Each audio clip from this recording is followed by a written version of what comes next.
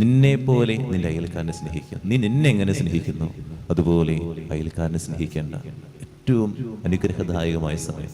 മനുഷ്യൻ വേദനയിലും ബുദ്ധിമുട്ടിലും ദുരിതത്തിലും സങ്കടങ്ങളിലും ഒക്കെയാണ്.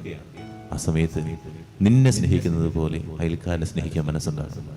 നമ്മുടെ നാട്ടിലോ നമ്മുടെ പ്രദേശത്തോ ഒന്നും നടന്നില്ല എന്ന് വിചാരിച്ച് സന്തോഷത്തോടെ ജീവിക്കേണ്ട സമയമല്ല എന്നുള്ളത് നമ്മൾ മനസ്സിലാക്കുക.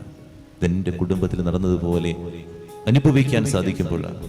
അല്ലെങ്കിൽ മരങ്ങളെ പോലെ ഇരിക്കുന്നു.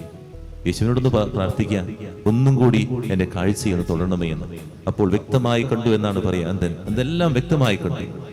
നമ്മൾ ഇന്ന് സംഭവിച്ചില്ല എന്ന് പറയുന്നത് നമ്മൾ പങ്കുവയ്ക്കാതെയും എല്ലാം കെട്ടിപ്പിടിച്ചിങ്ങനെ ഇരിക്കാതിരിക്കുക എന്നുള്ളതാണ് നിങ്ങളോട് എനിക്ക് പറയാനുള്ളത്. അതുകൊണ്ട് നിന്നെ പോലെ നിന്റെ അയൽക്കാരനെ സ്നേഹിക്കുക. ഇത് ഒരു വാചകം മാത്രമായിട്ട് കേൾക്കാതിരിക്കുക. ഉള്ളിൽ നിറയണം, തീഷ്ണതയാൽ ജ്വലിക്കണം. കർത്താവ് നമ്മളോട് ഈ ദിവസം പറയുന്ന ഒരു കാര്യമാണ്, നിന്നെ പോലെ നിന്റെ അയൽക്കാരനെ സ്നേഹിക്കുക.